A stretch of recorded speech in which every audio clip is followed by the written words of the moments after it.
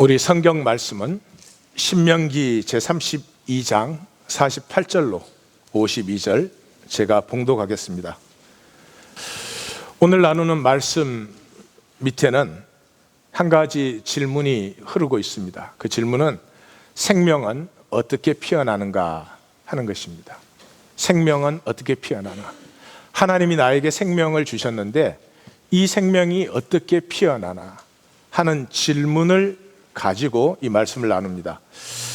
제가 한번 소개한 적이 있는 권트그라스의 2002년 월드컵 축시 상암동 월드컵 공원에서 전야제를 할 때 거기에 드린 축시를 먼저 나누겠습니다.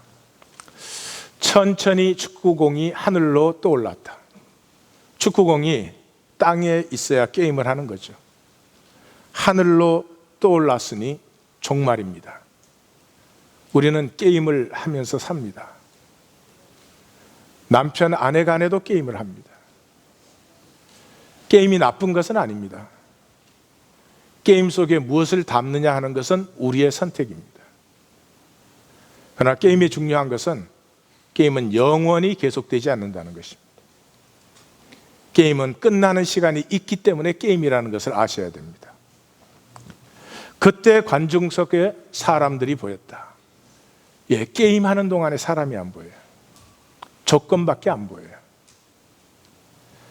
돈 많은 사람인가, 돈 없는 사람인가, 성공한 사람인가, 성공하지 못한 사람인가, 좋은 학교 나왔나, 안 좋은 학교 나왔나, 사람이 안 보여요. 부부 사이에조차도 사람이 안 보여요. 영원히 안 볼 수는 없어요. 사람이 보여요. 게임이 끝났을 때. 고도각의 시인은 골대 앞에 서 있었고 골대 앞에 시인이 서 있었어요. 우리는 우리 게임하면서 마음대로 골을 넣어요. 자기 생각대로 골을 넣어요.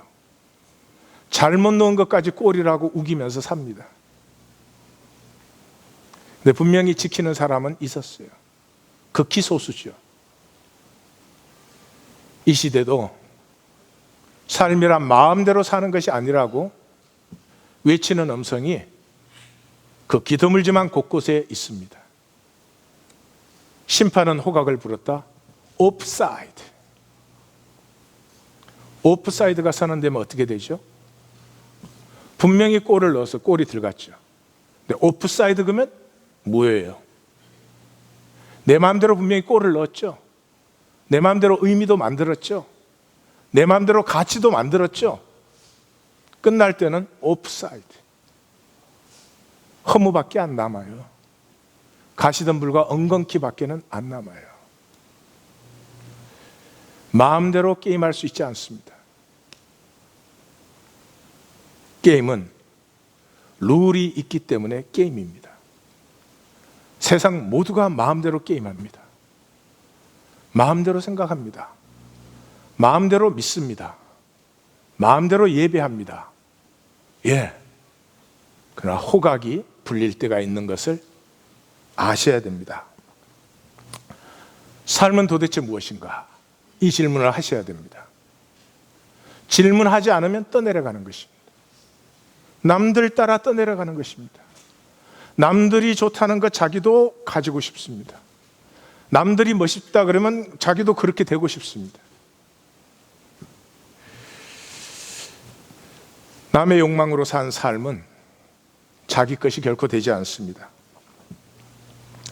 나는 도대체 누구인데 이 시간, 이 자리에 이 모습으로 있는 것인가? 나는 왜 태어났고 나는 왜 이렇게 살고 있으며 나는 어디에 쓸 것인가? 내가 마지막으로 서는 그 자리가 내 평생에 품어왔던 꿈의 비전이 다 열리는 자리입니다. 물론 약속으로 사셨을 때 그 자리가 오프사이드도 됩니다. 모든 것이 허무해지는 자리도 됩니다. 그 자리가 내 생명이 앞으로 연걸 모든 비전이 열리는 자리도 되는 것이죠. 아이작 스턴이라고 하는 지휘자고 바이올리니스트고 카네기홀 그 유지하는 무브먼트에서 그 유명해지고 차세대 음악 교육을 전 세계에 다니면서 하셔서 유명하죠. 1979년에 중국에 그때는 중국이 새빨간 공산당에 정말 꽉 굳어 있을 때죠. 그때 중국에 들어가서 음악 교육을 했습니다. 아마 저렇게 이데올로지로 사람이 만들어지면 정말 큰일 나겠다 싶었겠죠.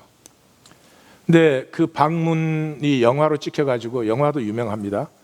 근데 그 한마디가 굉장히 유명해졌어요. 그 중국에 들어가니까 그 테크닉을 열심히 그래서 그 많은 아이들이 연주를 하는데 그 연주를 다 듣고 나서 이렇게 말을 했어요. 이렇게 수많은 완벽한 연주를 들어보는 것은 일생의 처음이다. 그 다음 말이 중요해요. 그런데 이렇게 완벽한 연주에 이렇게 감동이 없는 것도 처음이다. 감동이 없다는 말은 내 중심이 피어나지 않았다는 거죠. 열심히 테크닉으로 게임하는데 내 중심이 피어나지 않으니까 감동이 없죠. 감동은 생명에서 나오는 것이죠. 자, 오늘 본문으로 들어갑니다. 제일 첫 번째 본문이 32장 48절에서 34장 마지막까지 하는데 제일 첫 번째 본문이 오늘 우리가 본문으로 읽은 부분이죠. 여리고 맞은편 모압 땅, 계속 나오는 말씀이죠. 언제부터? 놋뱀 사건 이후부터 여리고 맞은편 요단 건너 모압 평지, 수도 없이 나온 말이죠. 경계선, 약속을 내다보고 있고 아직은 약속에 들어가지 못한 경계선, 우리의 자리입니다.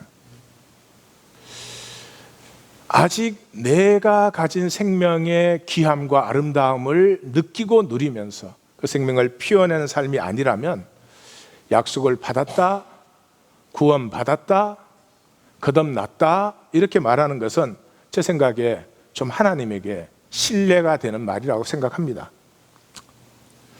우리의 자리입니다. 경계선상의 자리입니다. 그곳에서 하나님 말씀하시기를 그렇게 합니다. 너는 내가 기업으로 주는 땅을 바라보라. 저는 우리 모든 성도님들의 생애 마지막이 이렇게 되기를 바라요. 육체를 벗는 시간에 왔을 때 내 생명이 무엇인지, 내 생명이 어떻게 피어날 것인지, 내 생명이 어떻게 누리며 이 만유와 하나가 되는지가 선명하게 바라볼 수 있는 그런 삶이 시기를 원합니다. 이 말은 모세가 잘못 한번 했다고 너는 약속 못 받는다 이렇게 읽는다면 이건 성경을 읽을 줄도 모르는 것이고 이 상상력의 무지한 빈곤입니다. 육신으로 끝나는 순간에 그 약속으로 살아온 한 사람의 생애가 이제는 육신으로 끝나버리는 것이 아니라 수많은 인류처럼 육신을 벗는 순간이 애벌레가 나비가 되는, 씨앗이 더되어 껍질이 끼어져서 싹으로 피어나는 그런 시간을 하나님이 선포하고 있는 것이죠. 신약은 이것을 아주 분명하게 설명을 해주고 있습니다. 히브리서에 들어가면 약속이라는 것은 바라보는 것이지 그건 현실화시키는 게 아니다, 캐시화시키는 것이 아니다. 히브리서 시작이 이렇습니다. 11장 믿음의 장에서 믿음은 바라는 것들의 실상이요 보이지 않는 것들의 증거니 이 모든 세계가 말씀으로 지어진 줄 안다. 보이지 않는 말씀 때문에 이 모든 것이 있습니다. 그렇다면 현상으로 보이는 나라는 존재도 보이지 않는 하나님의 말씀으로 말미암아 있는 거죠. 이 말씀, 이 약속이 무엇입니까? 하나님의 가슴, 하나님의 사랑, 하나님의 꿈이죠. 자기 속에, 하나님이 자기 속에 있는 영광과 아름다움이 무한 세계에 충만하게 나타나기를 원하는 하나님의 가슴, 하나님의 사랑, 하나님의 꿈이죠. 그러니까 나라는 존재도 그 하나님의 가슴, 하나님의 꿈으로 말미암아, 하나님의 그 약속으로 말미암아 내가 이 자리에 있죠.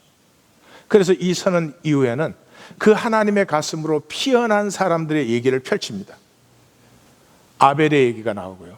아벨은 더 나은 제사를, 육신이 죽었냐 살았냐, 그게 포인트가 없죠.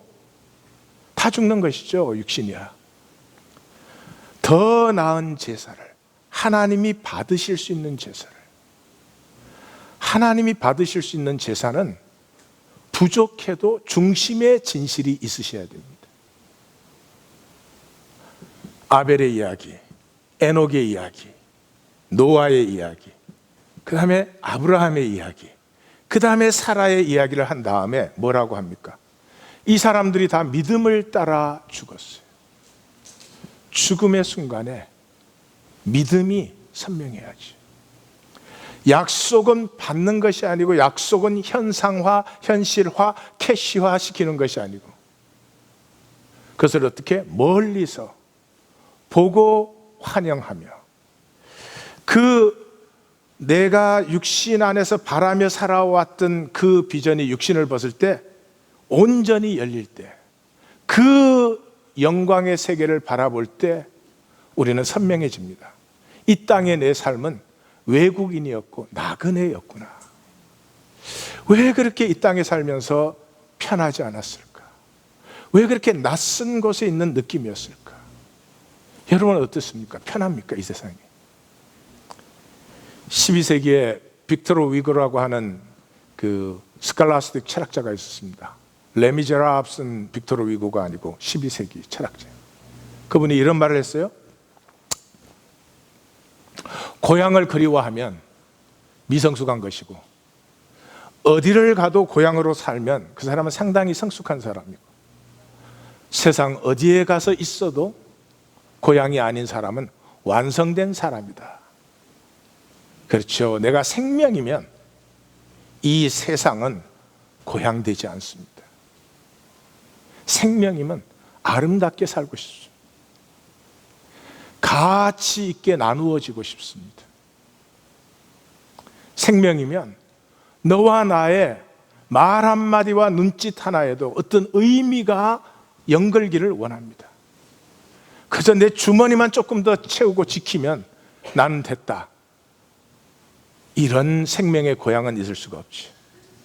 그래서 나온 바 본향을 생각했다면 얼마든지 돌아갔겠지만, 하늘에 있는 본질 세계에 있는 그 본향을 바라보았기 때문에 하나님이 그들의 하나님이라 일컬으심을 부끄러워하지 아니하였다. 부끄러움에 사로잡힌 사람은 피어나지 않습니다. 나에게 한 가지 이상이야 다 있지, 한 가지 좋은 점이 있다면 그걸로 피어나면 돼요.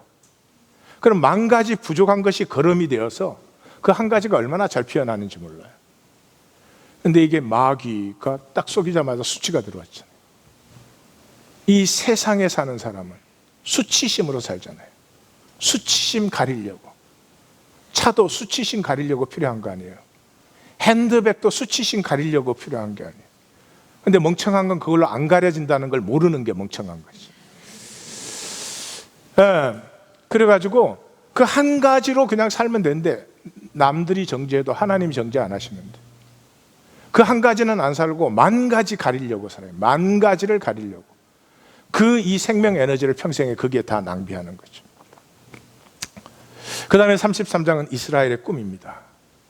모세가 육신의 마지막 순간에 자기에게 허락하신 그 약속의 기업의 꿈을 바라보았을 때, 이 12지파를 향한 꿈이 피어납니다. 이 12지파를 향한 꿈이 피어났을 때, 12지파는 다 잘 되었어, 다 아름답게 번성해, 그러면 참 좋겠는데 그렇지 않습니다. 잘 들으시기 바랍니다. 첫째, 뿌리가 나옵니다. 이 약속의 사람들이, 이 약속으로 피어나는 뿌리가, 하나님께서 저들을 애굽에서 인도해내시고 시내산에서 언약을 주시고 광야를 인도하시고 그 1만 성도, 모든 성도 가운데 강림하실 때 어떻게 강림하셨어요? 불 속에서 말씀으로. 이 신명기 4장이죠. 예, 초월적인 하나님, 초월적인 섭리, 우상화시킬 수 없는 하나님, 불 가운데 말씀으로 우상화시킬 수 있는 신은 우리 마음대로 만들어서 우리 편한 대로 핸들할 수 있잖아요. 그런데 불 가운데서 말씀으로 임하시는 하나님, 리듀스 시킬 수 있어요. 내 마음대로 핸들할 수 있어요? 없죠. 우리 종교는 얼마나 우리가 편하게 핸들하고 있는지, 내 마음대로 나오고 내 마음대로 들어가고 내 마음대로 살고, 이 초월적인 하나님, 그 다음에 이제 놀라운 말씀이 나오죠. 이 초월적인 하나님과 이 약속의 백성이 어떤 사이인가? 사랑하사 그의 수중에 있으며 그의 발 아래서 말씀을 받는 마리아 생각이 나죠. 야곱의 총회의 기억, 이거 어떻게 표현할 수가 없으니까 거의 내 수준으로 저렇게 재미없는 말로 표현이 되는 거지. 그 백성의 전체의 아름다움. 그리고 이렇게 말합니다. 여수론의 왕이 있었으니 그 가운데 하나님이 우리 왕이세요. 여수론은 이스라엘을 사랑스럽게 부를 뜻이죠. 그 가운데 하나님이 우리를 다스리시니 수령이 모이고 모든 지파가 함께한, 형제가 연합하여 동거함이 어찌 그리 선하고 아름다운고, 그 비전이죠. 자, 이것이 우리의 뿌리의 공통분모입니다. 여기에서 약속을 받은 백성들의 그 비전이 활짝 열리는데, 불행하게 제일 첫 번째 말씀은 약속을 받지 못하는 지파가 먼저 나옵니다. 두 지파가 나옵니다. 시므온 지파와 르우벤 지파가 나옵니다. 지금 성경을 읽으신 분은 시므온 지파는 안 나왔는데, 시므온 지파가 나옵니다. 불행한 것은 나오지 않음으로 나오는 것입니다. 우리 일생을 마친 다음에 우리 모두 존재합니다. 우리 존재는 영원합니다. 존재는 쓰러지지 않습니다. 투어니 와트. 그 존재들 중에 기억되는 존재가 있고 기억되지 않는 존재가 있습니다. 기억되지 않은 존재는 전부 자기로 떨어져 있습니다. 평생에 자기가 그걸 주장했으니까요. 기억되는 존재라는 건 뭐예요? 서로 연결된 것이죠. 너가 나의 기억 속에 있고 내가 너의 기억 속에 있는 거죠. 시므온 지파, 기억되지 않는 지파입니다. 나타나지 않음으로 나타납니다. 이 시므온과 르우벤 지파가 처음에 나오는데, 시므온은 먼저 살펴보십시다. 시므온은 무엇보다도 세겜에서 디나 사건이 일어났을 때 그 살육을 레위와 더불어서 자기 바로 밑에 동생 레위와 둘이서 살육을 했죠. 이것은 야곱의 가슴을 찢는 일이고요, 야곱의 권위를 완전히 무시하는 일입니다. 그 당시는 씨족 사회 또 부족 사회로 넘어가는 그런 시간 아니었습니까? 그런데 어떻게 아버지의 의견을 물어보지 않고 전쟁을 해요? 이건 아버지를 완전히 무시한 거죠. 왜 무시했어요? 아버지가 근거지를 떠났으니까. 지금 타향에 왔잖아요. 근데 그 아버지가 어떤 아버지예요? 자기 엄마 레아는 사랑 안 해. 라헬만 사랑해. 자기 형제들은 아들 취급도 안 해. 라헬이 낳은 아들만 좋아해. 그 아버지가 싫은 거죠. 이제 아들은 장성했죠. 지역은 낯선 타향이죠. 아버지의 권위 흔들린 그 자리에 그들은 아버지의 가슴에 못을 박아버립니다. 얼마나 야곱이 서운했으면 49장 예언에서 저의 칼은 살육의 도구로다. 내 영혼아 저들의 모의에 참여하지 말라. 저들의 집회에 상관하지 말라. 저주를 받을 것이라는 말이 두 번이나 나옵니다. 그 다음에 흩어리로다. 흩어리로다. 시몬도 흩어리로다 그러고 레이도 흩어리라고 했습니다. 그런데 시몬의 흩어짐은 저주가 되었고 레이의 흩어짐은 모든 지파 가운데 흩어져서 하나님의 말씀을 전하는 축복이 되었죠. 좀 이따 보겠습니다. 요셉을 죽이려고 할 때 보시면 이따 러우벤 지파에서 보시면 알겠지만은 러우벤은 죽이지는 말자 그랬죠. 죽이지는 말자 그랬는데 성경에는 안 나와 있지만 오늘 본문은 하나님의 가슴을 이렇게 느낄 줄 아셔야 됩니다. 요셉이 나중에 총리 대신이 됐을 때 형제들이 양식을 차러 왔을 때 한 사람을 볼모로 잡을 때 시므온을 감옥에 가둡니다. 우연이겠습니까? 미니만이 뭐 했겠습니까? 아닙니다. 러우벤이 살려주자고 했을 때 러우벤을 제외하고 나면 시므온이 제일 연장자죠. 제일 큰 형이죠. 근데 러우벤은 이때 그 자기 아버지의 서모의 침상에 들어간 것으로 사실은 장자의 권한이 거의 꺾여 있는 상태입니다. 그러니까 시므온이 장자 노릇을 하는 때죠. 그런데 아마 그 러우벤이 형 같지 않아도 살려두자 그러면 살려두자 그래야 되는데 안 돼, 죽여야 돼. 아마 이 말은 시므온이 했던 것 같아요. 내가 그 옆에서 봤으니까.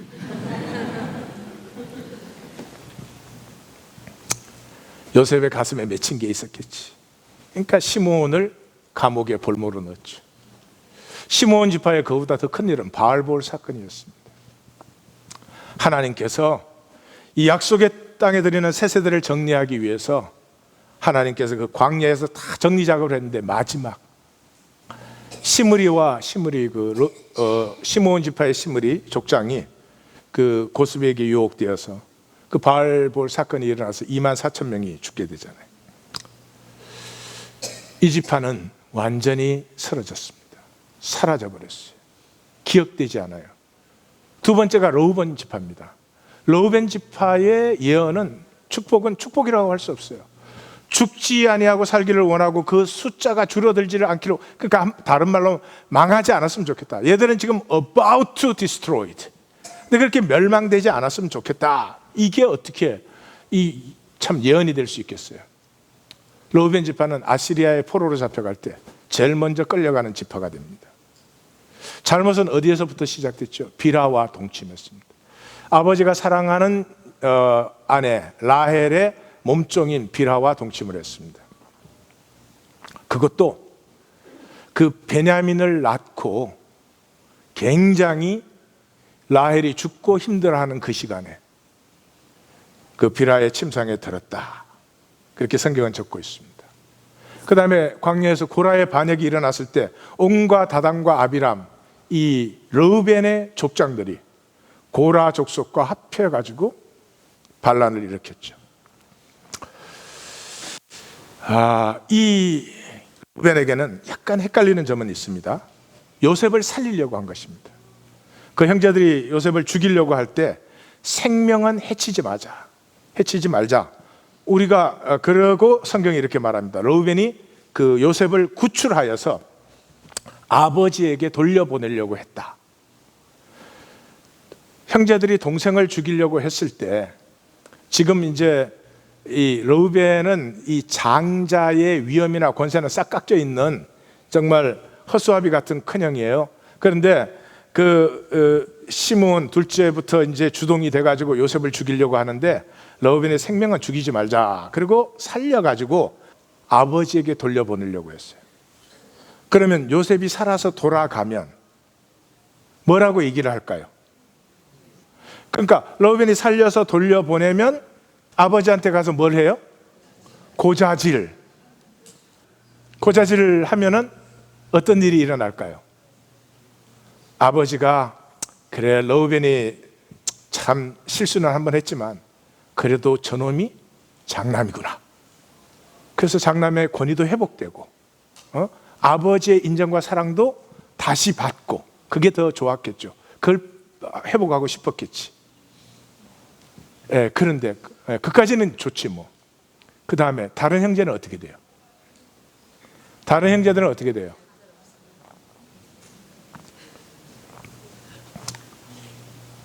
끝나는 거지 뭐. 러브에는 시므온은 돌이킴이 아예 없는 사람이었어요. 말씀을 어떻게 듣든 말든 돌이키지 않아요. 러브에는 제스처는 있었어요. 종교인들 제스처는 있었어요. 그러나 결코 돌이키지는 않아요. 중심의 진실이 없죠. 돌이키고 싶은 생각이 있죠. 돌이켜야 되겠다는 마음도 있죠. 그러나 결코 돌이키지 않습니다. 왜? 돌이키면 불편해지니까. 이제까지 살아온 내 삶이 불편해지니까. 컨트롤이 안 되니까. 중심의 진실이 없어요.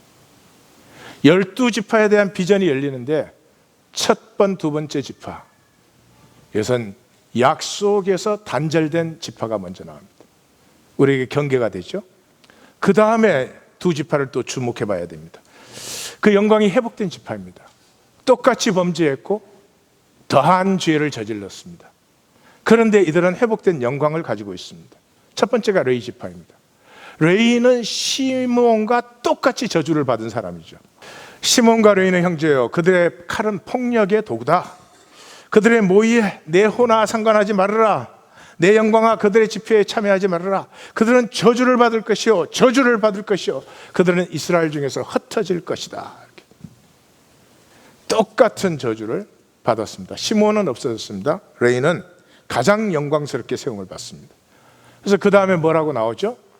이 신명기의 비전에서는 둠밈과 우림이 그들에게 있고, 둠밈과 우림은 완전하다, 빛, 그런 뜻인데 하나님의 뜻을 이제 깨우치는 도구죠. 그 다음에 9절에서는 부모는 보지 못했다 그러고 형제는 인정하지 아니하고 자녀는 알지 못한다. 그리고 그것을 넘어서 말씀의 언약을 지켰다 이렇게 나와요. 이건 무슨 말이죠? 금송아지 사건 때 모세가 내려와 보니까 금송아지 만들어 놓고 다 난리잖아요. 그때 모세가 뭐라 그랬어요? 여호와 편에 있는 자는 내게로 나오라 그랬죠. 그게 무슨 생각으로 내가 여호와 편이야 그런 게 아니고, 그 금송아지 예배에 참석하지 않은 사람들, 참여하지 않은 사람들은 나오라는 거죠. 그때 레위 지파가 나왔죠. 그것도 같은 이유겠죠. 모세가 산에 올라가 있는지 살았는지 죽었는지도 모르는데 다른 지파들은 금송아지 만들자고 난리인데 레위 지파하고 아론은 자기 형제 아니에요. 어떻게 차마 다른 이 지파들과 다 같이 모세에게 어떻게 됐는지 모르겠다, 우리 빨리 만들자, 이럴 수 있었겠어요? 뿐만 아니라 그러잖아요. 엄마는 자식의 말을 남보다 더 믿잖아요. 그게 혈육이라는 거죠. 그래서 차마 금송아지 못 만들고 그게 예배 못 했겠죠. 그러니까 여호와 편에 있는 자는 내게 나오라 그럴 때 레위 지파가 다 나왔죠. 칼을 차고 나와서 모세가 형제와 친구와 이웃을 치라 그랬더니 자기의 아들과 형제를 쳤으니 여호와께 헌신되어졌다. 이상한 본문입니까? 이상하지 않습니다. 그러면 하나님 위해서는 가족도 죽이는 거냐? 예, 죽여야 됩니다. 잘 들으십시오. 하나님의 형상으로 지음받은 인간이 한 생애를 살아가는데 내게 제일 중요한 건 나와 내 가족밖에 없다. 그건 동물이죠. 죄송합니다 이렇게 표현해서. 동물이 자기 새끼 얼마나 사랑하는지 아십니까?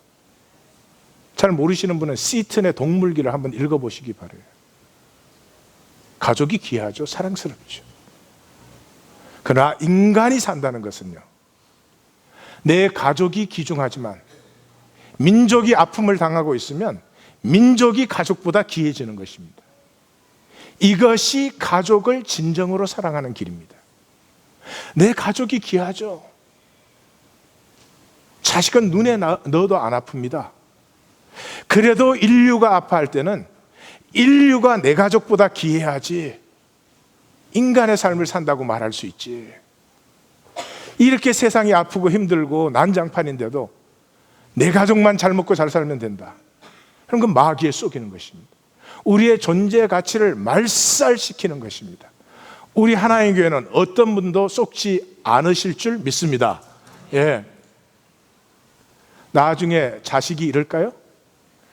세상 아픈데도 엄마 아빠 나한테 빵빵하게 먹여줘서 아버지 고마워요 그럴까요? 그러지 않습니다. 아버지, 나에게 좀 더 가치 있는 삶을 왜 안 보여주셨어요? 예? 좀 고생하고 덜 먹고 덜 입어도 되는데 왜 아버지 좀 높은 가치의 삶을 사시는 모습을 내게 안 보이셨어요? 이러지. 어느 자식이 그때 용돈 30불 더 줘서 정말 고마워요. 그렇지 않습니다. 내 가족도 중요하고 내 부모도 중요하고 자식도 중요하지만 하나님의 일과 뜻을 받아들인 레위 지파를 그래서 제사장 지파로 삼으셨다. 그래서 이스라엘을 가르치고 제사를 드리는 그런 지파로 삼으시고 그 재산을 풍족하게 하시고, 레위는 11조로 먹고 사는 지파 아니에요. 그러면 레위의 지파가 재산이 풍성해졌다는 건 이스라엘 전체가 풍성해졌다. 그의 손의 일을, 그의 손이 뭐예요? 제사죠. 이스라엘과 하나님 사이에 영원한 문제가 뭐예요? 제사를 받는다 안 받는다 이거 아니에요. 이사야 선지자가 시작하자마자 나는 너희 제사 안 받는다. 받을 수 없는 제사를 드리니까 난 너희의 기름에 찔렸다. 제발 그거 좀 그만해라. 주일 예배, 3일 예배, 금요 기도회로 모이는 것 좀 그만해라 그러지 않았어요? 내가 번역할 때 안식일과 대회와 성회와 월삭으로 모이는 것을 나는 견디지 못하노라. 그래서 선지서의 17권의 제일 마지막이 뭐예요? 모든 모임을 폐해라. 나는 더 이상 너희와 얘기하지 않는다. 이게 말라기 아니에요.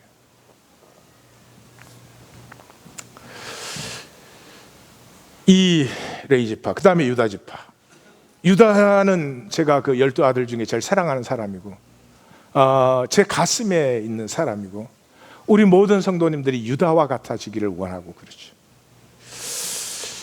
유다의 이 신명기 그 예언은 그렇게 되어 있죠. 그의 백성에게로 인도된다. 이게 왕의 취임식이죠. 왕을 대관할 때 백성들을 다 모아놓고 그 다음에 왕을 그 앞으로 인도해 내죠. 그래서 너희의 왕이라고 선포하죠.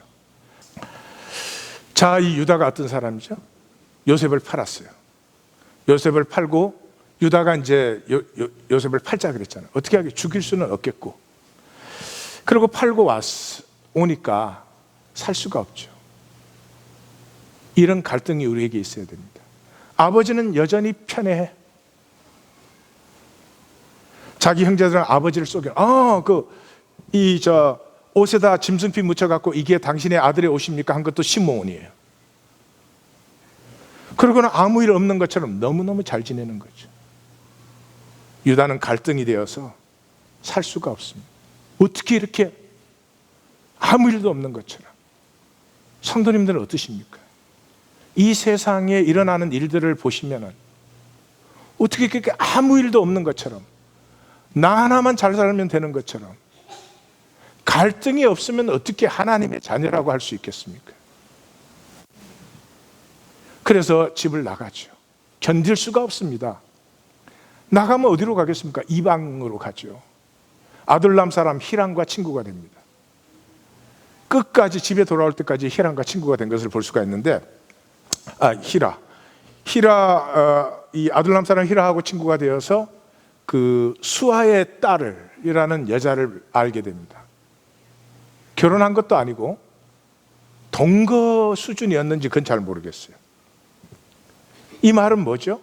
아브라함의 하나님, 이삭의 하나님, 야곱의 하나님은 완전히 버린 것입니다. 자기와는 관계가 없는 것입니다. 이제 이방 땅에 와서 이방 사람을 사귀어서 이방식으로 살고 있습니다. 그러다 보니 애가 태어났습니다. 첫째 엘, 둘째 오난이 태어났습니다. 성경을 보면 첫째, 둘째 태어날 때는 그래도 곁에라도 있었습니다. 세 번째 셀라가 태어날 때는 거십에 있었더라 그렇게 되어 있어요. 그러니까 뭐 마음 붙일 데가 없으니까 돌아다닌 것 같아요. 그런데 큰아들 엘이 홍기가 되었을 때는 유다의 마음의 변화가 일어났습니다. 여기 보니까 아내를 데려오니 그렇게 되어 있습니다. 여자를 하나 데려다 줬다 이러지 않습니다. 아내를. 자기는 결혼 안 했잖아요.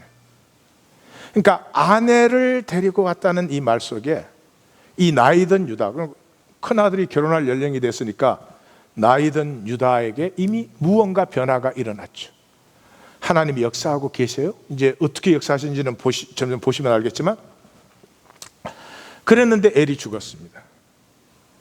엘이 죽었을 때 유다의 가슴에는 뭔가가 있었습니다. 그 어떻게 알아요? 왜냐 그러면 그 동생 오난을 드렸습니다. 이 오난은 고혈법이잖아요. 야훼법입니다. 이방과는 아무 상관이 없는 법입니다. 그러니까 그 야훼법을 따라서 동생을 넣었다는 것은 이미 유다의 가슴에는 하나님에 대한 상당한 두려움도 있었고, 이제는 어떻게 돌아가야 된다는 그 귀향의 본능도 있었습니다. 분명히. 안 그러고는 그 야훼법을 했을 리가 없죠. 그런데 오난마저 죽었습니다. 이때 유다는 엄청나게 두려웠을 것입니다. 아, 하나님 계시는구나. 하나님이 뭔가 역사하시는구나. 엄청나게 두려웠겠죠. 이제는 셀라를 지켜야 됩니다. 이 셋째 아들마저 죽일 수는 없습니다. 이 셀라를 지켜야 되는 유다의 마음에는 계산이 잘 돌아가죠. 계산. 첫째, 이 여자가 가난한 여자여서 재수가 없는 모양이다. 예? 하나님이 가난한 여자라서 저주를 하신 것인가? 그런 생각도 있었을 거예요. 두 번째, 재산도 지키고 싶죠. 그러니까 친정으로 돌려보냈습니다. 자, 친정으로 돌려보내는데 셀라하고 약속을 했으니까 재산 안 떼줘도 되죠. 세 번째, 친정으로 돌려보냈는데 이 여자가 가서 수절 못하면 모든 문제는 저절로 해결. 그런데 이 어리석은 유다가 아직까지 못 보는 게 있어요. 이미 하나님 자기 역사하고 있잖아요. 자기가 오난을 들여보낸 것부터 이거는 자기가 깜짝 스스로에게 놀랄 일이지. 그런데도 하나님을 인정 안 하는 거죠. 이 일이 하나님이 진행하고 있는 거죠. 하나님이 진행하고 있는 걸 어떻게 알 수가 있어요? 다말이 돌아가서 수절을 하네. 그 다말이 그때 들었대요. 저 조선 이런 나라는 연례비를 세워준대더라. 그 혹시 나에게도 세워줄까? 그러고 이제 수절을 하고 있는 거예요. 아, 이게 수절을 안 해야 문제가 해결되는데. 그러니까 시간이 지나면서 다말은 자기의 권리를 스스로 찾기 시작합니다. 높은 스피릿입니다. 그 당시에 여자의 최고의 저주는 그 당시는 문화로 아이를 낳지 못하는 것이었습니다. 자기 아이를 갖지 못하는 것이었습니다. 그러면 이 여인은 아이를 갖고 싶으면 다른 남자 만나면 됩니다. 그런데 자기가 유다 집안에 결혼을 했잖아요. 유다 집안의 씨를 받기로 결정을 합니다. 이건 하나님이 역사하지 않고는 인간적으로는 이런 일이 일어날 수도 없고 설명도 되지 않는 일이죠. 메시아의 기상입니다. 이게 메시아의 기상. 내가 한번 약속했으면 그 약속에 대해서 세상에 어떤 방해와 어려움이 있어도 그 약속을 향해서는 누구도 나를 정죄하지 못하는. 그래서 털 깎는 시즌이 됐을 때 유다가 그 털 깎는 자리에 나오고, 유다 그때는 수아의 딸이 죽었을 때입니다. 그러니까 유다는 이 자기 정욕의 문제를 이 창녀로 해결했던 것 같아요. 그래서 털을 깎고 창녀를 찾았습니다. 보니까 창녀 같은 여자가 있으니까 데리고 잤습니다. 자고 나서 여기서 이제 이게 하나님이 역사하시고 있는 게 뚜렷해지는 것은 뭐예요? 한 번 동침했는데 임신 딱 했습니다. 이건 하나님의 역사가 아니면 이제는 더 이상 부인할 길이 없죠. 그래서 무엇을 대가로 주랴? 염소 새끼를 달라. 그 염소 새끼 줄 때까지 뭔가 좀 담보물을 주라. 뭐를 주랴? 도장과 도장끈과 지팡이를 달라. 그럼 돌려받을 것이니까 좋습니다. 자기 친구 히라를 보냈습니다. 염소 새끼를 들려서. 갔더니 우리 동네는 창녀 없어. 그 이상한 일이네. 그렇게 끝났습니다. 그 이상한 일이네. 그렇게 끝났는데 소식이 왔습니다. 다말이 임신했다는 거죠. 유다는 어쩌면 쾌재를 불렀을지 모르겠어요. 됐다, 이제 셀라는 자유해졌다. 이제 모든 문제는 해결이 됐구나. 그리고 끌어와서 어떻게 하라고요? 불로 태워라. 그런데 이 다말이 그 증거를 딱 보는 순간에 그는 나보다 옳도다. 이게 이제 유다가 팍 깨어지는 순간이죠. 우리는 평생 이거 안 합니다. 여러분 그래 보신 적 있으세요?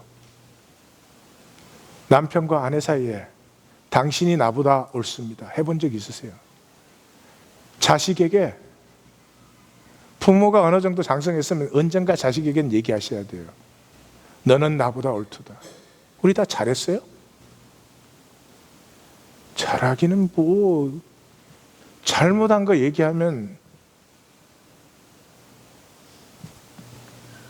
죽을 때까지 안 해. 우리의 모든 관계 속에는 이 고백이 나와야 돼요. 당신이 나보다 옳아요. 끝까지 자기가 옳지. 위대한 고백이지. 메시아의 기상이 들어있는 고백이죠.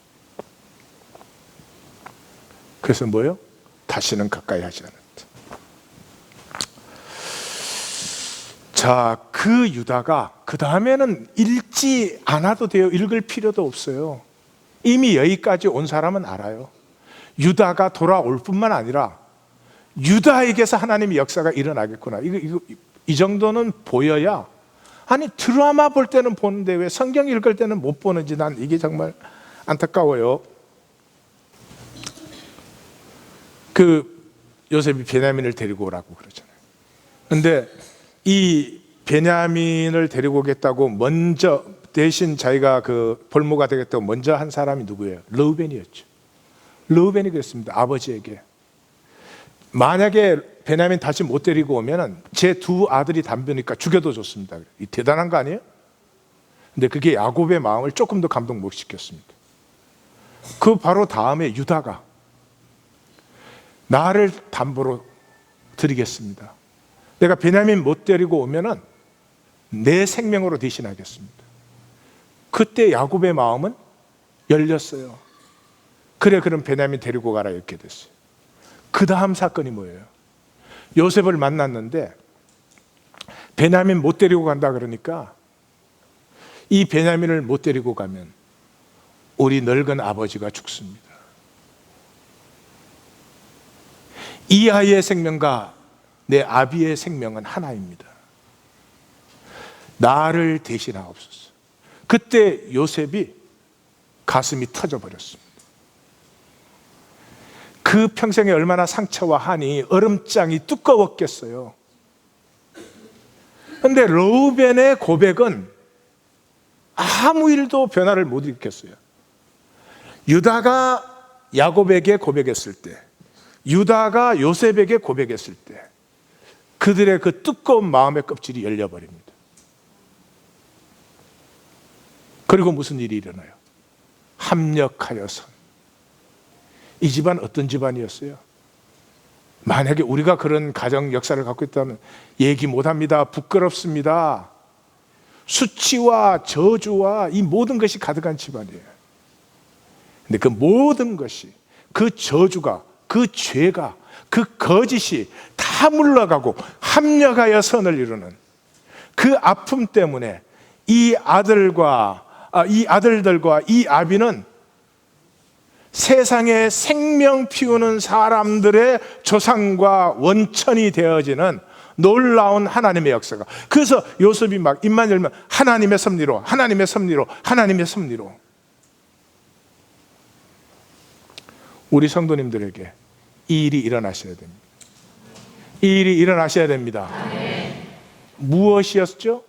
열쇠가 돌이킴이었어요. 오늘 설교 듣고 가시라는 게 아니에요. 돌이키셔야 됩니다. 종교는 안 들키는 좋은 기제를 갖고 있잖아요. 그래서 감동받고 조문 났을 때 잊어버리잖아요.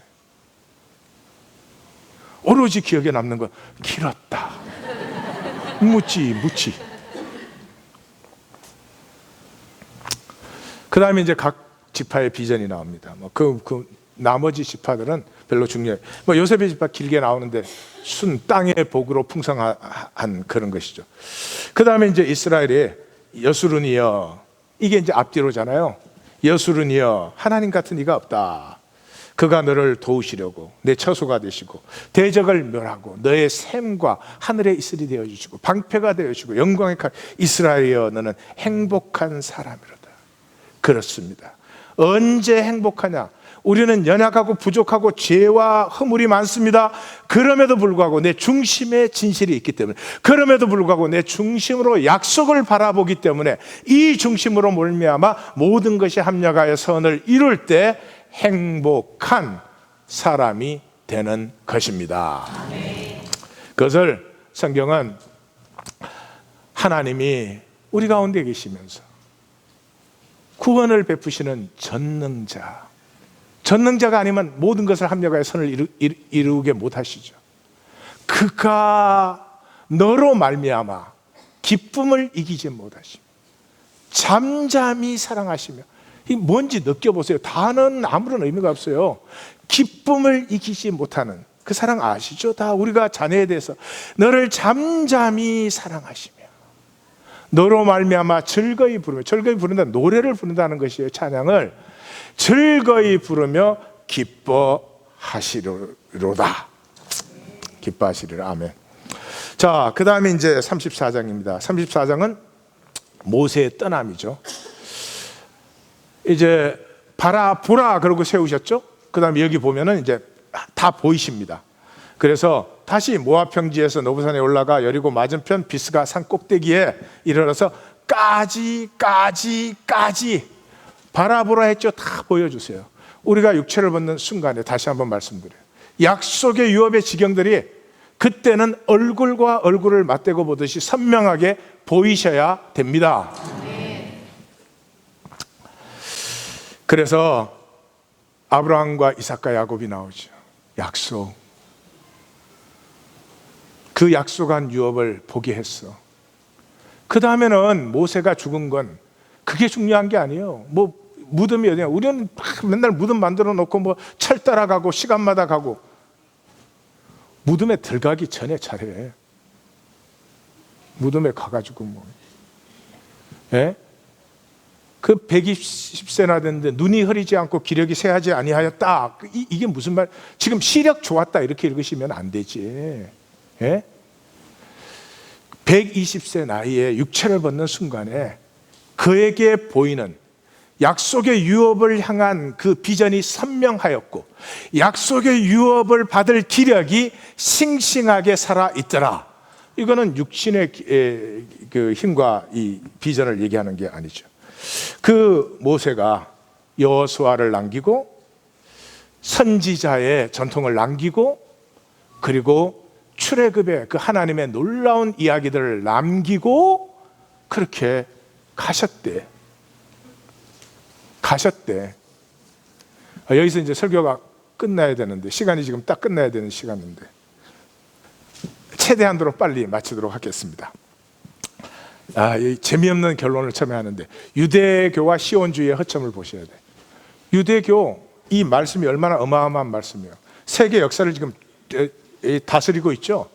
그래도 땅의 것밖에는 못 누리죠. 왜 그래요? 이 솔로몬화. 다윗과 솔로몬의 차이가 뭐예요? 다윗의 성전은 그 가슴에 그 중심의 진실에 있었어요. 솔로몬은 겉으로 만들었죠. 왜 만들었어요? 자기 영광을 위해서. 우리 다 사람에게 보이려고 사는 거 아니겠어요? 그래서 이 유대인들은 모세도 땅도 토라도 현실화 시켜버렸어요. 그 모세를 뭐 절대 선지자로 딱 세워놓으니까 다른 선지자 받을 수 있어요? 예수님조차도 못 받죠. 그렇게 됐다는 거죠. 그래서 이 사도 공동체는 이 유대교와 시온주의와 싸우느라고 그 말씀, 히브리서 이제 대표적인 말씀이지만, 집 지은 자가 집을 지은 사람이 집보다 귀하지 않냐. 사도 바울도 고린도 교회 편지를 보내면서 새 언약의 일꾼이 되게 하시는데 이 영광이 얼마나 놀라운데 너네들은 그 옛 영광의 그 옛 언약의 영광 때문에도 모세 얼굴을 수건으로 가리지 않았냐. 그런데 이 하나님과 우리가 약속으로 생명관계가 되었을 때 그 심령의 깨어짐, 돌이킴을 넘어서 나오는 새 언약의 관계가 됐을 때 그 영광이 얼마나 더하겠냐. 또 예수님은 그랬죠.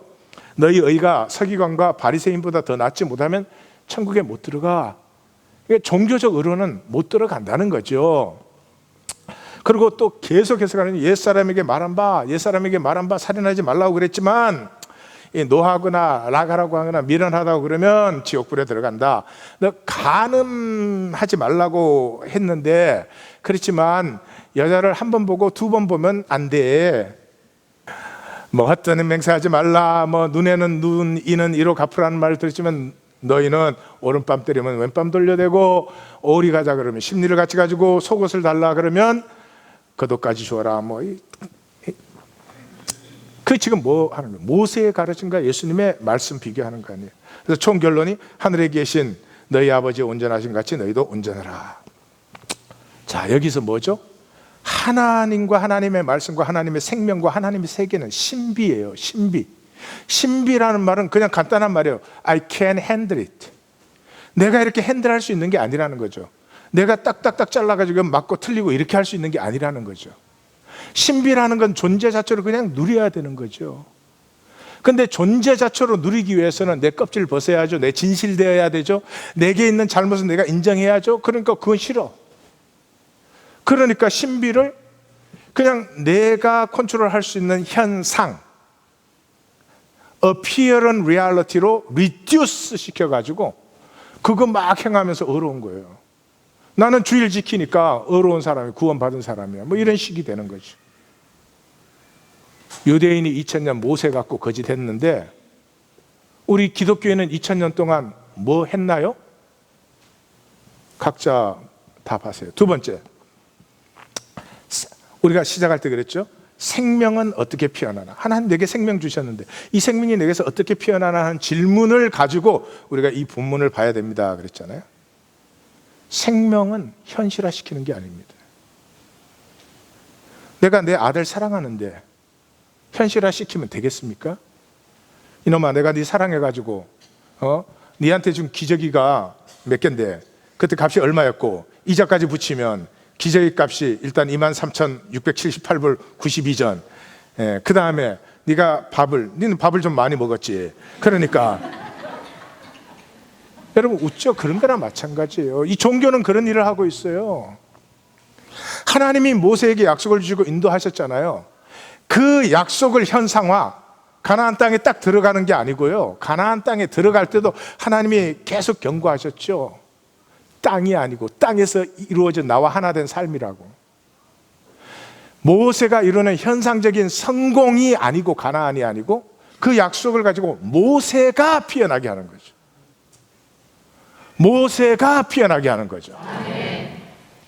여러분이 피어나지 않으면, 여러분이 온 지구를 다 들고 있으면, 다 갖고 있으면 무슨 소용이 있겠습니까? 우리는 뭔가 바라봅니다. 세상 약속 바라보든지 하나님의 약속 바라보든지. 나는 어느 약속을 바라보는 거야? 세상 약속은 개런티, 허무하게 합니다. 남보다 조금 잘났으면 좋겠어. 남보다 조금 더 가졌으면 좋겠어. 남보다 조금 강했으면 좋겠어.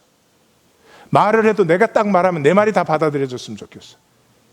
까십하고 있을 때조차도. 개런티.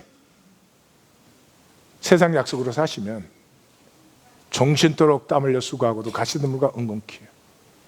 하나님의 약속은 분명한데 한 가지를 약속하십니다.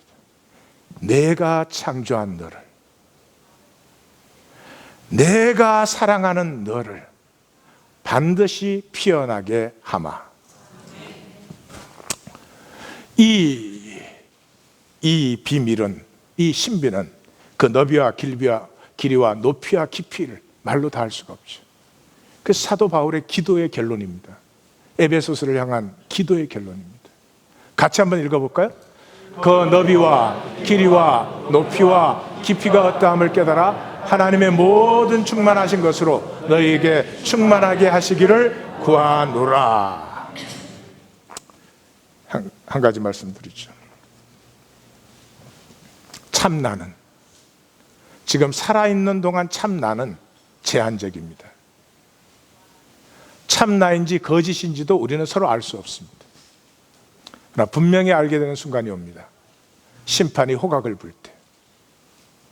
참나는 육체를 벗은 후의 나입니다.